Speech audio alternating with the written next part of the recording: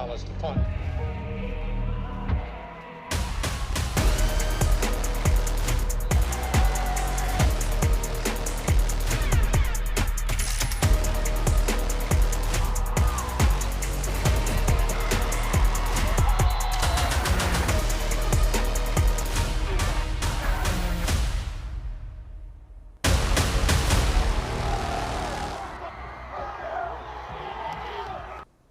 Welcome into the Week 2 edition of Football Friday. Only Week 2 of these games are already setting the tone for this season. I'm Bethany Miller. And I'm Jacob Hall. Highlights from 11 Susquehanna Valley games tonight, plus a check-in with a standout Red Lion senior. Jacob, let's get the show going. We start tonight with our game of the week.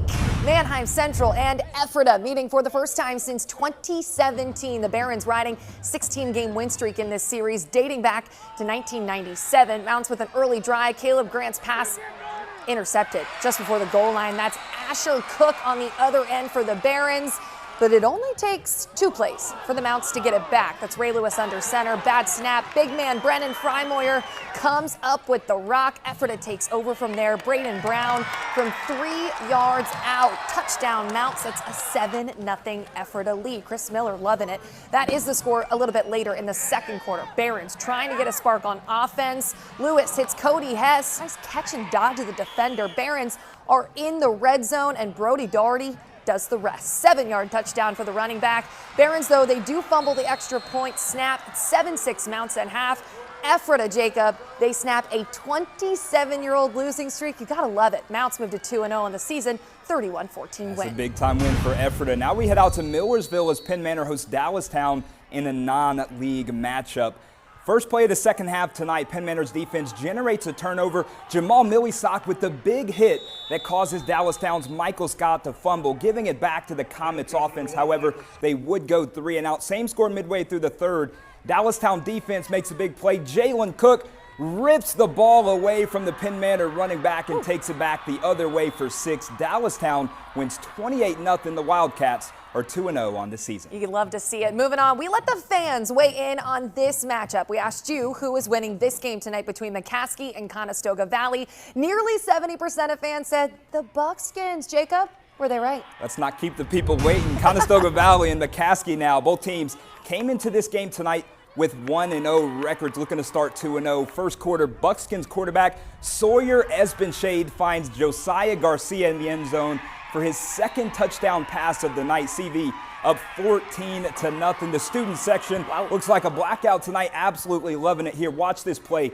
CV kicking the ball off up 21-0. The ball bounces around a little bit. Isaiah Sensenig, the big hit there, takes out the return man. The Buckskins recover then. A few plays later, Jaden Johnson walks in for his 3rd touchdown of the night in the second quarter. The Buckskins beat the Red Tornado, the final 55-6. All in the second quarter. Wow, now let's go to the home of the Black Knights. Hempfield and York High battling for the first tally in the win column. Halfway through the first quarter, it's Black Knights' Derek Catch with the quarterback keep. 5-yard score for a 7-0 Hempfield lead. Black Knights would keep that momentum going too in the second quarter. Catch again calls his own number, and the PAT after that score is no good, so it's a 13-0 Hempfield lead, and the Black Knights get their first win tonight over York High, the final 27-6. Our Football Friday Week 2 is just getting started. We continue with action on the gridiron. A rivalry renewed tonight at Donegal High School as the Columbia Crimson Tide and Indians go head-to-head in the battle for the rock. We pick things up here in the second half. Leland Baldwin takes the handoff for the Indians and runs it into the end zone for the touchdown. A tough physical run there. Donegal goes for 2. Chase Gers takes the pitch and finds the end zone. 2-point conversion is good. Indians in front, getting off to a good start. Crimson Tide, they can't make anything happen. They punt it away to Quinn Weimers here on the other end. He's got space on the outside, and he dives into the end zone just inside that pylon there for the Donegal touchdown.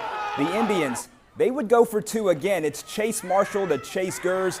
The Chase connection here. Donegal wins 43-12. Chase to Chase, I love to see it. Well, the Rams of Central Dauphin on the road again in Week 2. Of course, they lost last week to Central York. They face Cedar Cliff tonight. Second quarter, 2nd and 7 for Cedar Cliff. Running back Princeton Dent turns on the Jets.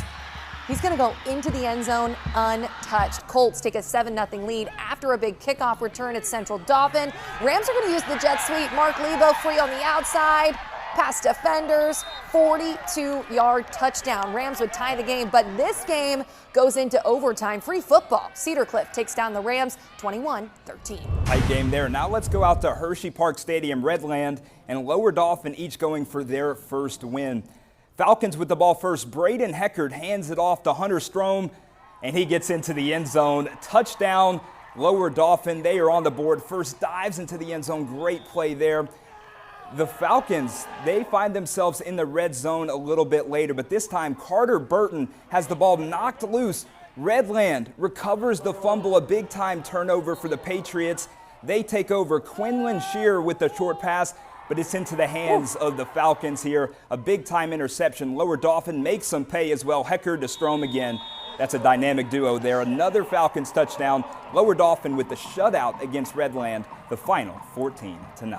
What a good game in Hershey there. Well, let's get to one more game before we head to the break. East Pennsboro at Trinity. We're tied at 14 in the third quarter. It's Trinity's Christian Joy out of the backfield, lays the hammer, walks in. You gotta love it. Shamrocks go ahead 21-14 after that.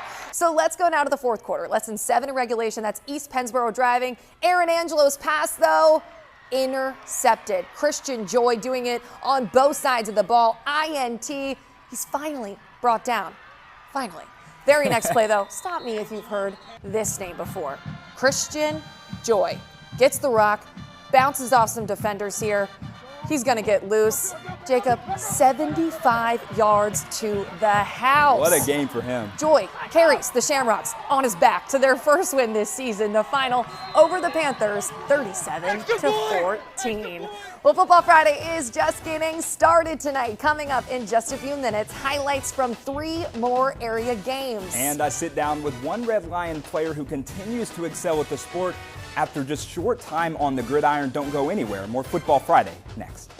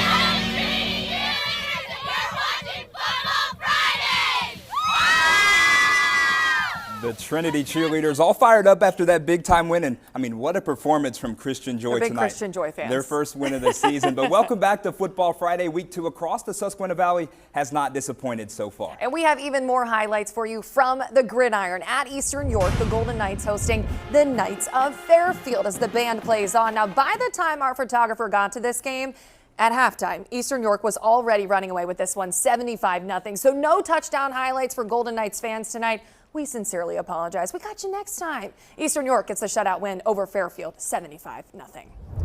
Cocalico over at New Oxford tonight. Both defenses showed up big in the first half. Cocalico with the ball here.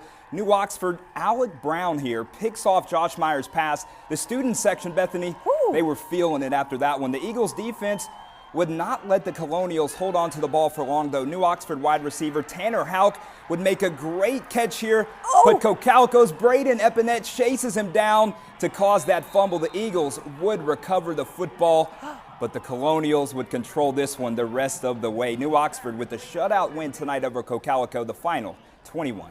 That's a bummer after that play. Incredible. Now to our final game of the night, a long-running York County rivalry, West York versus Red Lion. Thanks to our friends from Sports Shooting Stars for this one. Bulldogs get on the board first. Isaac Roberts airs it out to Julius Madden on the other end. West York takes a 7-0 lead. So the Lions are trying to answer back. A little trickery by the Red Lion quarterback, Mason Hollingshead. He's going to take it 64 yards down the right sideline. Two-point conversion is no good, though, so the Dogs still lead 7-6. Red Lion would come up with a big INT a bit later, but the West York defense has other plans. Lions bad snap. Dogs come up with it in the end zone. West York flips the script on Red Lion. They take a 14-6 lead after that score. West York tacks on just one more for the dagger. Bulldogs take down the Lions 21-6. Well, that's all the game action we have for you tonight. Now we turn our sights on to one Red Lion football player who's making waves on the gridiron. Now, Jacob Hall caught up with Sean Tanner earlier this week on living a dream, Jacob, he didn't even know was a reality. That's right, Bethany. Sean Tanner has been a 3-year starter along the offensive line for the Lions, who has already committed to play football in college. He received nearly a dozen Division I full scholarship offers, which is more impressive considering the fact that he didn't start playing football until he was 14. When watching the Red Lion high school football team play this fall, there is one player along the offensive line who stands out. 6'7", 305-pound Sean Tanner. However, despite his size, Tanner is relatively new to the sport. I didn't start playing football until 9th grade year, but ever since then, I've been obsessed with it. Tanner grew up primarily playing baseball since he was 5 years old. Although there was a learning curve when he started playing football, head coach Jesse Shea and his staff were impressed by his work ethic and potential. He's got that 6'7" frame, and he has the work ethic and the drive to, do something with that potential. Sean's the guy that he wants to work. He wants to keep pushing that level higher and higher. Tanner's hard work over the years paid off. He received 11 Division I offers before committing to Elon University. I traveled about 4,000 miles this summer, trying to find where I belong, and then, it just happened that it was in North Carolina at Elon. It was stressful at times, but I ended up where I needed to be. He's a young man who has been playing this sport for 4 years. He's only going to get better. I think his ceiling is a lot higher, and I'm incredibly excited to watch where he can go.